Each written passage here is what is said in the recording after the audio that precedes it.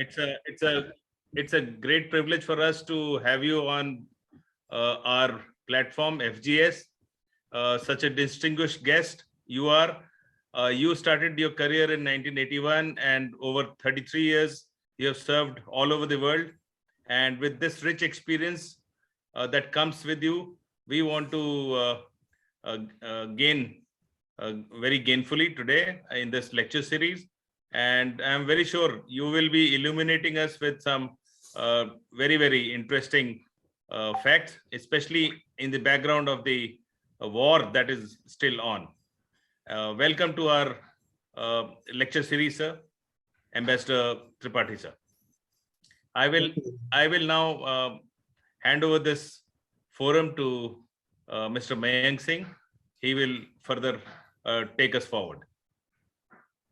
It's a great pleasure that we are in the company of such august people, and Ambassador Tripathi, who had a span of such a large span and seen across the world, and is still in touch with people who are practically practicing everything. And as far as the topic is concerned, when it comes to environment and geopolitics, energy becomes the link between them. And the whole story of modernization, whole story of India's Atmanirbharta, self-reliance, is actually dependent on that. But environment is something which might cause, apart from the humanitarian aspects, it will lead us into multiple geopolitical layers. And none like Ambassador Tripathi, who can unravel the sediments of it for the people to get clearer view of the things happening. So be it northern sea lanes, be it the expansion of Chinese Navy in terms of its pearls, which is ports. People say that they're expanding it for the energy only. And when it comes to rising temperature, when it comes to the effect of temperature on progress of harvesting, progress of agriculture, on water, I think we have startling facts to hear from Ambassador Tripathi. So without making further ado, it is our privilege to welcome you and to invite you to give the talk to the august people and the audience who will be listening to it. Sir. Over to you, Ambassador Tripathi. Well, friends, very good evening to all of you. And though I am not, I don't know whether I am worthy of the praises showered on me by the speakers before me. But yes, I have been a student and keen student for that. Not a bright student though, but keen student of international affairs. And as such, whatever I could observe, whatever I could see, whatever I could assess, I am bringing up before you. And maybe there might be some, it might not be 100% perfect, because no one can be 100% perfect. But yes, wherever there are follies, or there are you think that there are discrepancies, please let me know, so that I also stand corrected. Now, as regards this present situation, you see, the ongoing war between Russia and Ukraine has brought to the forefront many new realities in the world. While on one hand, it has exposed the weaknesses of all major players in the conflict: Russia, EU, and NATO, and particularly US also. It has also shown how fragile is the economic order that prevails in this interdependent world of powers. Kings are visible in the solidarity of NATO with Germany and France trying to hitchhike, and Hungary almost out of it practically. And lackluster attitude of Germany and France, as I have said, it is justified in context of their economic situation. Now, the conflict has resulted in an acute shortage of energy resources, as you know, and food items, making the import-dependent countries scrambling for the alternative sources. The bulk of fuel and gas used in Europe comes from 45% and more. And despite the sanctions imposed by NATO, these importers could not afford to outright ban or outright stop Russian with his Russian. It is irony that during the first 100 days of Ukraine war, EU had imported energy worth $69 billion during the war, during the first 100 days. So this itself speaks volume about how they are not able to form a uniform policy which can put Russia on its knees. Under the statesmanship of the President Biden, they have been trying various means and various ways, various sanctions, now almost more than 8,000 sanctions, as you know, against Russia. But none of them seem to have actually affected Russia very much. Though in the long term, yes, of course, Russian economy, but in the very near foreseeable future, it doesn't. Now, in this scenario, if we see how India is reacting or how India should react, some people have been already advocating for India taking a side, this side or that side on humanitarian ground.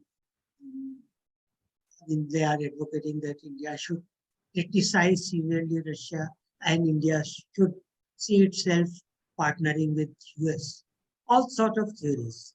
But my assessment is that we need to partner with we need to blindly partner with only when we have some problems which cannot be surmounted without taking help, without going to any country's camp per se. But I don't see India in this situation. I see India in this war. India has emerged as with a steady foreign policy and with a steady stand on its time-tested principles. Now, but what happens is today's diplomacy is solely and mainly dependent on economics, on trade. Now, India imports more than 85.5% of the need of goods from outside, from abroad. And not only one or two countries are there from where India imports energy. There are more than 50 countries which export energy to India, though major countries are Iraq, Saudi Arabia, UAE, Kuwait, and Nigeria, US, because US is last year emerged as I mean, taking a big share of 11% of our energy imports. But energy import from Russia had been very paltry, 0.2% of our total energy. We didn't have any problem with that. But with the war mongering on, with the war starting, what happened is there had been acute energy shortage. Basically, due to demand and supply rules, the crude oil prices went from about $80 per barrel up to 135 before they settled down, and now they are at 121 or 122 for Brent crude, and for the other type of crude, it is Texas crude, it is I think 111, something like that.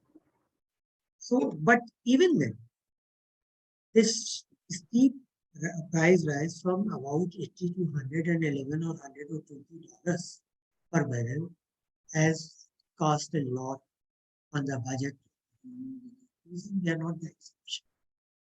And on this, Saudi Arabia had been vehemently, steadily refusing to produce more oil. Now it is not that they have probably relented a little bit. But then in this scenario, when there is energy shortage, when there is war going on, when there is a shortage of energy, then you're bound to look for alternative sources of energy. And what were the alternative sources of energy? Big alternative source was Iran. Before sanctions were imposed under CAATSA on Iran by USA, we were importing a huge chunk of energy, huge chunk of oil. That has been banned.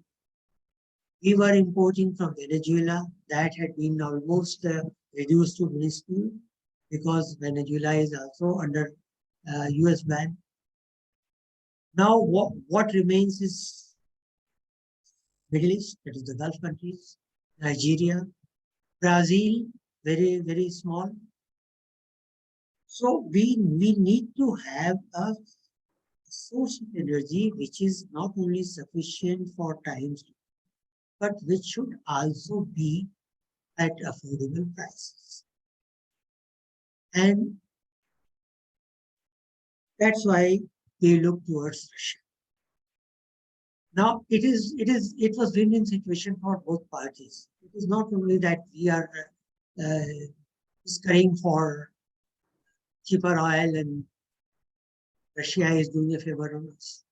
No, Russia also has to do something because Russian oil has been almost banned. So EU had imported, as I said at the beginning, EU had imported more than $69 billion worth of oil during the first 100 years.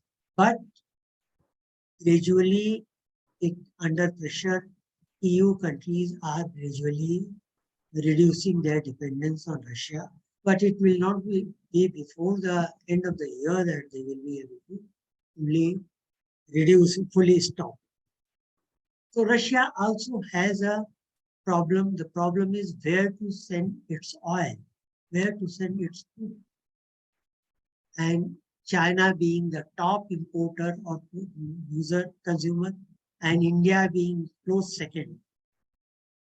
There was no other country to look for by Russia. And that is why Russia has also agreed to give us oil at 30% discount. It's a big discount. So, because the oil comes from north-south corridor, the prices, the discount is not that much that way. But there is another alternative which is yet to be developed, and that is Vladivostok, China, Vladivostok, Chennai Maritime Corridor, for which in 2019, in EEF conference, Prime Minister Modi pledged, I think, $1 billion. Now the problem is, I don't know, I was trying to find out from the media, from the ministry's portal, but I don't know why we have not been able to, during the last 2-3 years, why we have not been able to successfully develop, successfully remove the impediments in this Vladivostok Chennai corridor. Out of 18 refineries that we have in the country, only 6 are in the eastern coast. And none of the 6 refineries are fully equipped to treat the Russian crude, which is heavier with lower API. So what we have to do is we have to either construct new refineries which are capable to deal with Russian oil, or we'll have to make changes in the existing refineries. Plus, we'll have to have infrastructure ready on these ports or on these refineries. so that the transit time is not killed. You see, as against more than 40 days time it takes from north via north-south corridors. This corridor will take less than 20 days. So time taken will be half.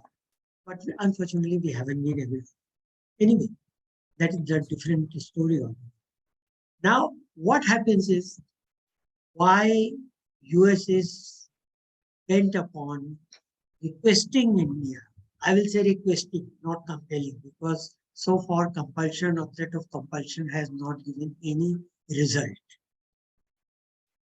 Despite the tall claims or tall threats that CATSA will be invoked because you have taken S-400 anti-missile anti-aircraft missiles, all that anti-missile systems, they have not been able to do that because geopolitically, India stands in Asia in a very peculiar situation. India has got the longest coast in Asia. India can be a big balancing country or US to balance Russia or China. For Russia also, India's friendship is needed because of minimizing the damages caused or be likely to be caused by US. So we are in such a peculiar situation that we are such a groom that everybody wants to marry his daughter.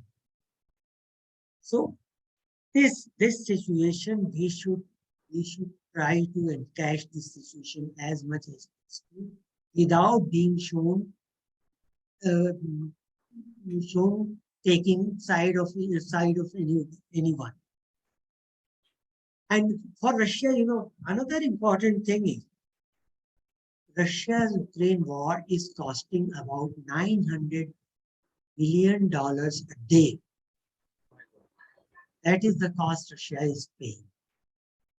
But Russia's export to India and China and to a few selected countries is giving more than $850 million. So it almost offsets, Yes. which is very good, very essential for Russia.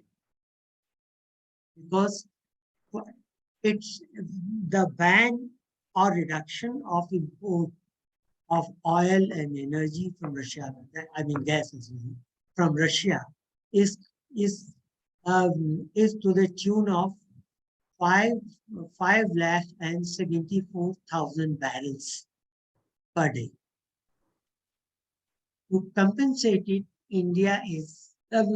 Russia is exporting to India and China and few other countries to the tune of 5,17,000. So it's almost set off. That is why it is in favor of Russia. Now, why we are saying that? Now, another very peculiar thing is that when it comes to energy, I was just start of the session. I was just checking up in the internet. Russia is not a member of International Solar Alliance. That's very peculiar, very strange, because probably Russia was self-sufficient in energy and surplus energy Russia didn't care. But we took that route.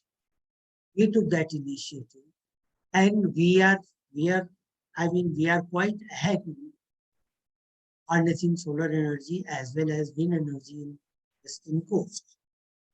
Though we have not reached the goal, but you see, in order to fulfill the promises of taking India to be a 5 trillion economy by 2025, or maybe even one or two years later, we will have to have more and more energy because that will be needed for our industry, for infrastructure, for transportation, for business. So it becomes imperative for us to have that. Now, what happens is, now I have to, what are the options available for, why India is coming to Russia and why Russia is looking at India? What are the other options available to India? One is Iran, which is for the time being a sort of no-go line for us. Second is Venezuela. Venezuela, we can probably increase our import from Venezuela because we have got 3 concessions there. ONGC Videsh is operating that. So in the upstream. So maybe there we can have something. We have good relationship with Gulf, but at the end of the day, every country looks for its national interest, and it will be in the national interest of Gulf countries to extract as much price as they can from the depleting oil reserves before alternative source of energy is adopted in a big way. So we cannot blame them, but it is happening there. Now,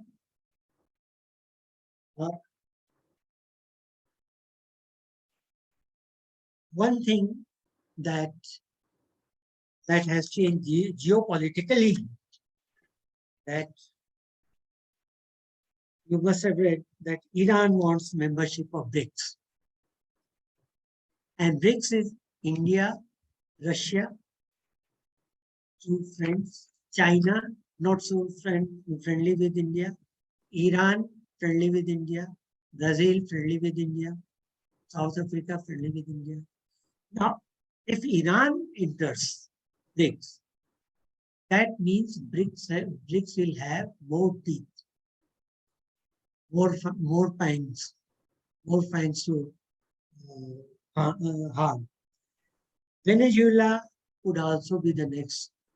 Venezuela has also been trying, though they have not very emphatically mentioned or revealed that. But they are in G20, but they want to be there. Argentina also like to be there. So with these, there would be a new grouping. Probably BRICS will start having more power than even probably G7. Right now, okay, G7 has got more than half of the world's economy. But BRICS as present, BRICS has got 28% or 30% of economy and 30%, around 34% of the world's population, which is a good asset in modern times for any country or any group of countries to have a well-educated population, either in working or waiting in the wings to fly in the work domain. So then again, one thing can be there. This again has resulted better bonding of India, Saudi Arabia, and India and UAE.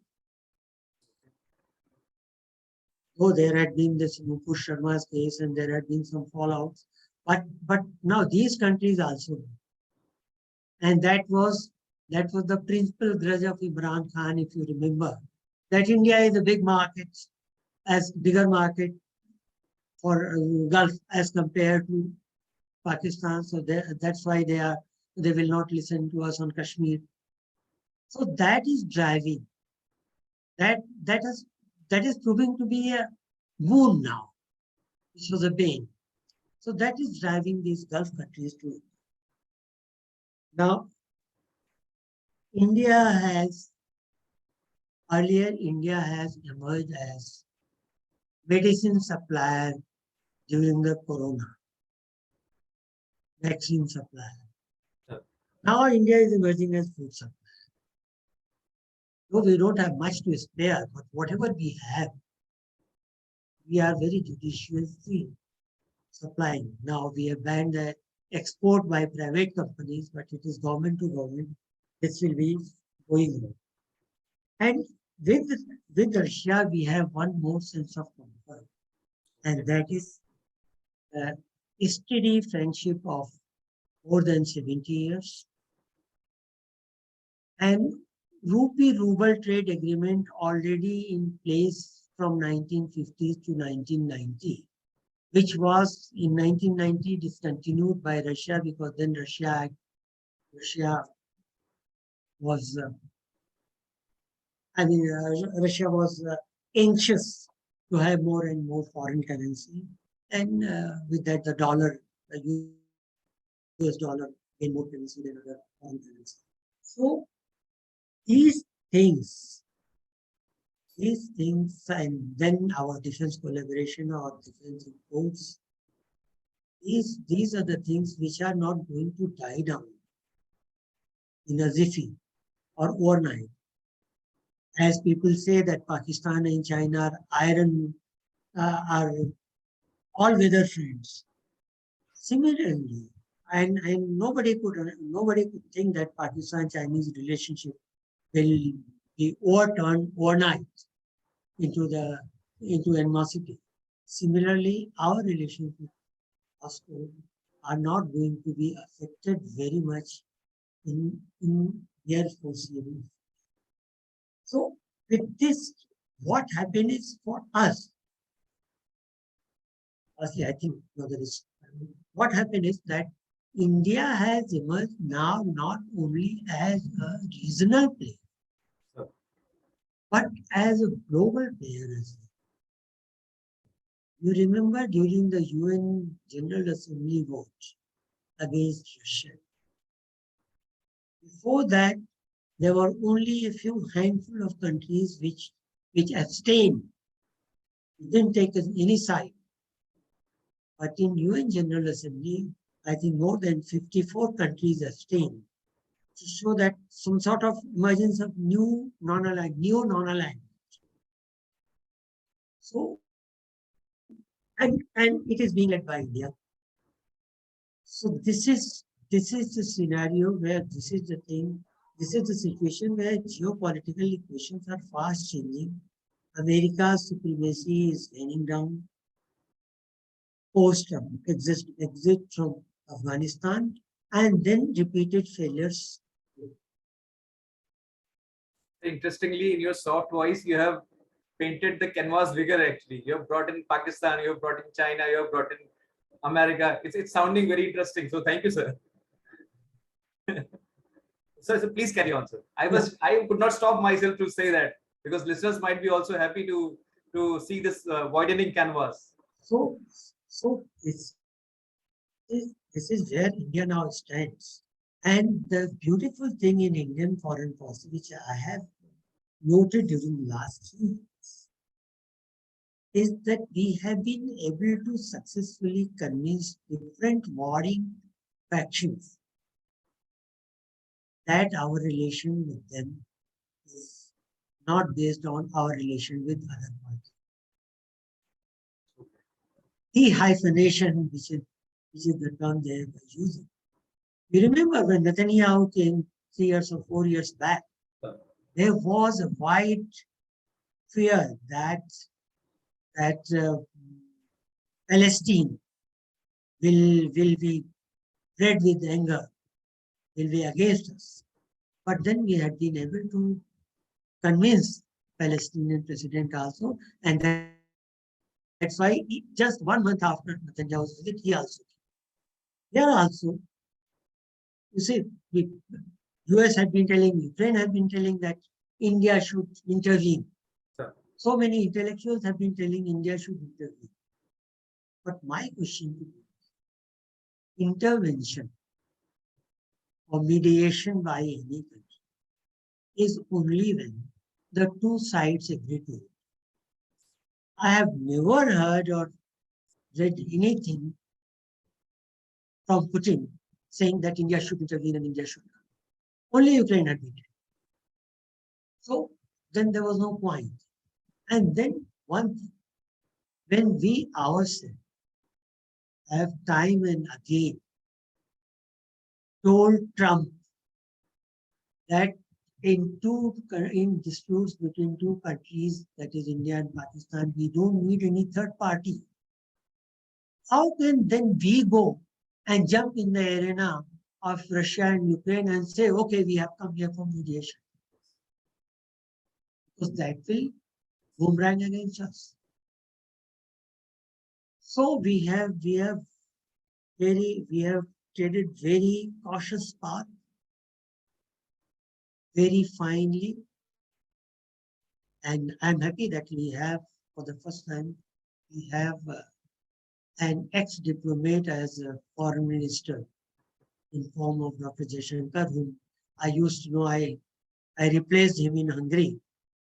So, I mean, so I'm sure that under his guidance, under his leadership and the Prime Minister, I'm not a political entity, but under this present dispensation, things are going better as regards at least Indian foreign policy, India's stature in the world. Thank you very much. In a soft manner, I think you are telling a story, and all of us are listening to that story quietly, calmly, with different aspects, characters being introduced in between, and you are getting convinced with whatever you're saying, actually, sir. So thank you so much. Russia India Energy Cooperation is the topic on which Ambassador Tripathi has been talking about in a way, with all the strands attached to that topic.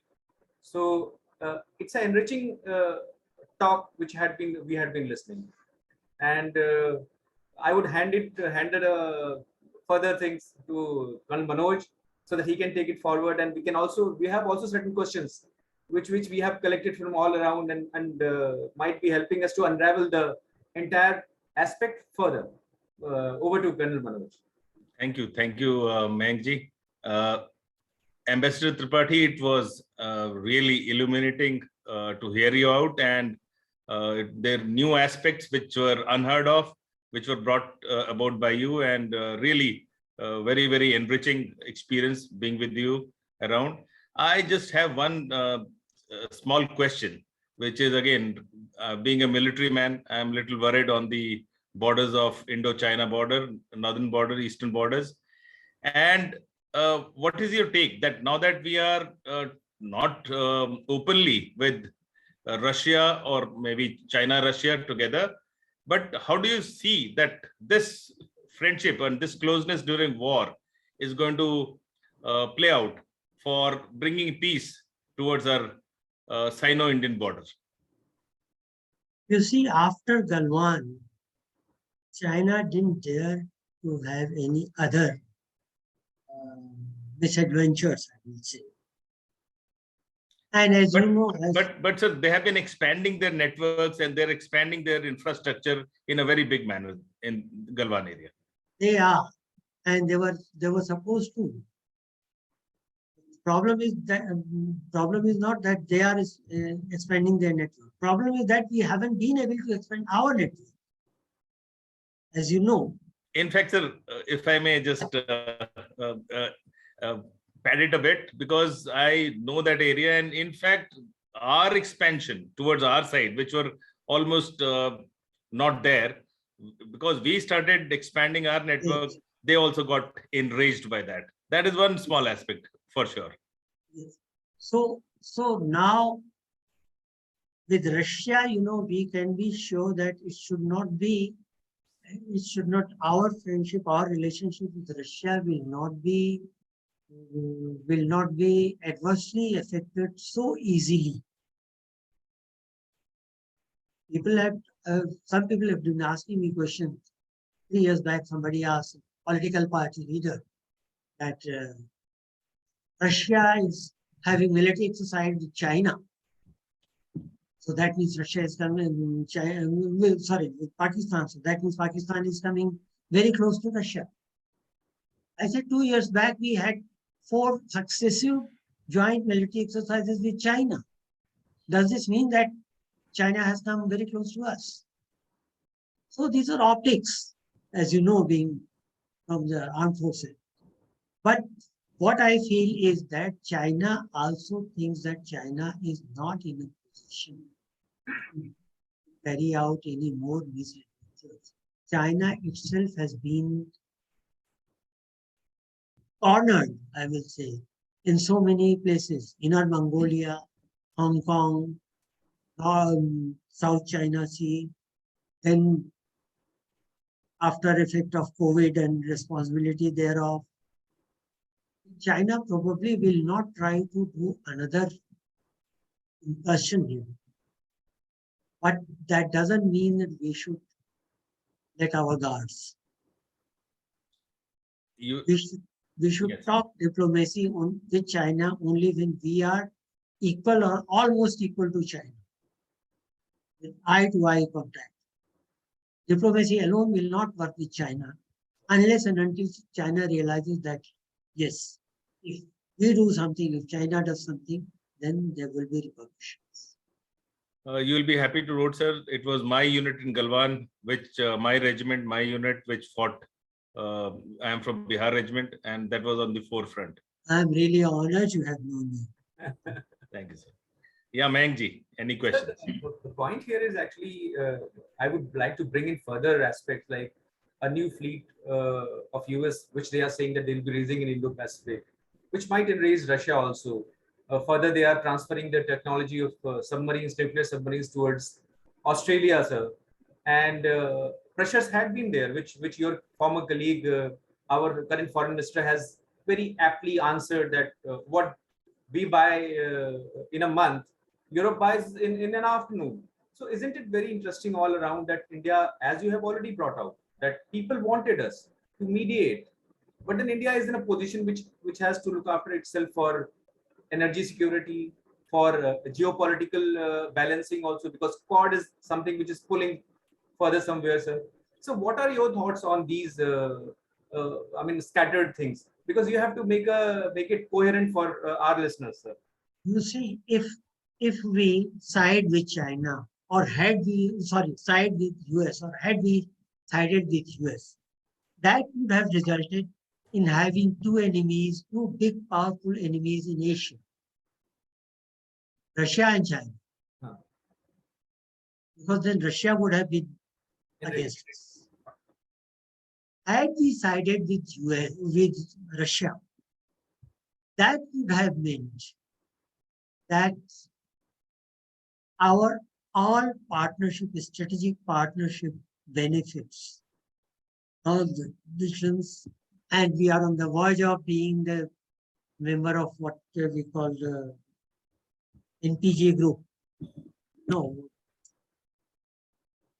for nuclear. Yes, fuel. yes, sir. We are on the verge of being member of that. Sure. No, you see, beauty is that despite not being a member of that, we have special concessions to have our nuclear power plants running for these years. So we won't have that. And then had we sided with Russia, certainly this Katsa would have come heavily on us. All the S-400 thing would have been stopped. And now this is again beauty of it, that despite being a member of NATO, Katsa was imposed on Turkey Yes. for buying S-400 from Russia. We are not even member of NATO, not any member of any this thing. But then, despite sometimes threatening in very feeble voice, US could not dare do that. What happens there is sometimes President Biden says something, Foreign Office clarifies, no, it's not like that. We are strategic partners and comprehensive strategic partners and all that.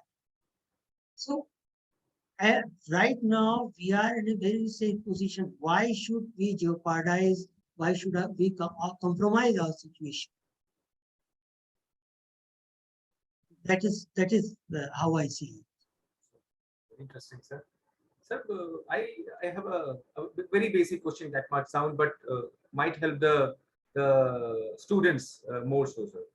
Sir, in terms of the depth of relationship, if you see, US is trying to come closer to us in terms of giving waivers about technology, modern weapons. That can be Air Force, that can be. But have they been able to? They have not been able to make the dent as far as Russia is concerned, sir. But the balancing task is continuing. So, do you think Russia, in this entire phase, India might gain more in terms of technology from US? Yes, certainly. I think US technologies, American technologies far superior, as our colleagues from defense would vouch. Not maybe not in case of Navy, not in case of submarines, but then they are quite superior in their firepower. So we would gain, and not only that. One more thing, one very interesting thing, my views are different from many of my colleagues. It is off the track, but very interesting. There have been very big noise about India being member of the permanent member of Security Council. My question is why? What is that you get by being a permanent member? Only one benefit that a permanent member gets is veto power, right? And since our independence, we have been able to find at least one permanent member who has always sided with us. Yes. Either Russia or France, UK, US. And certainly in the present scenario, you can rest assured that it is very difficult for all the 5 members to agree on something against a country like India. There would be at least one member siding with us. So why should we waste our resources, energy, money on that when we are getting the benefit already even by being non-member? So that is how you know it. Anyway, please. Right, sir. So you actually opened a book for us, and you had been reading the book for us in so many ways, and the questions were like chapters, further chapters were being opened, sir. What a pleasure. I think one should make a research, an academic research on the benefits that India is likely to get by becoming a permanent member. I think it's a very unconventional thought you are giving, because normal thinking when it comes to per force, people are realizing as if that membership. Prestige. Yes, yes. That well, we are the ones who can veto anything. So, sir, it's interesting, sir, because you brought in Pakistan, you brought in China, then you brought Beka, then you Katsa and everything, sir. Chinese, multiple aspects of Chinese relationship, and then because they are interrelated. World is interrelated, you know. Sir. Event in one place of the world Sir. affects the other places as well. And we are grateful, sir, to listen to you in such a erudite manner, sir, and for keeping us totally glued to you. And in a soft manner, you have told your entire aspect convincingly, talking and unraveling various strands of it, sir. And although we are larger topic is environment, energy, and security, and you specifically chose Russia, energy security. But the way that you have encompassed so many things. Thank you so much. We are grateful that you accepted our request, and you came to talk to our audience and listeners, sir. It had been a pleasure, sir. And but then it can't be without Colonel Manoj, the gravitas which he has brought with his presence, and the way he has been supporting the entire forum from global studies, FGS. No, I'm happy.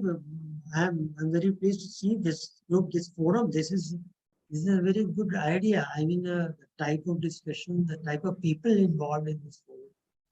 is very impressive. And then we Just, continue doing without our anchor, the Just- man who has anchored Colonel Manoj, Ambassador Yes, Party, Mayank, yes. is Dr. Sandeep Tripathi. I think nothing could have been as good as what he brought together. So what a pleasure, and thank you so much, sir. Over to Colonel Manoj. just a small response from Ambassador Jitendra. Sir, how do you see, in quick response of yours, how do you see this war going, and what is the end purpose of Russia? How you foresee it, sir? Well, I could say that Russia has already achieved broadly its all four objectives. The first was demilitarization of Ukraine. Take it from me that now Ukraine is not in a position to be militarized heavily in very near foreseeable future. Second was that Ukraine will not join NATO. Now, Ukrainian president had been shouting from the rooftop that, okay, we will not join NATO, we will join EU. Third was, Denazification. third was Croatia, sorry, not Croatia, Crimea, So, recognition of Crimea, which even without Ukraine's recognition, now it has been an independent country. It had been a part of Russia for the last 7 years. So there shouldn't be any, and now that Russia has almost, what you say, truncated Ukraine. So there can't be any doubt that Crimea will come out of Russia. And fourth was this Donetsk, Donbass, and Luhansk region, which also has almost come, for all practical purposes, it is now under Russian control. But the thing is that Russia would now like to end the war as now. Sir. Because now the sanctions will start pinching. Sanction will start hurting. And NATO will also, because NATO countries per se, NATO countries would try to get out of this riddle, this quagmire. But the only thing is the big and influential defense production lobby in US. It doesn't want the war to end. The other day I was studying I was reading the report, annual general meeting report of one of the defense companies.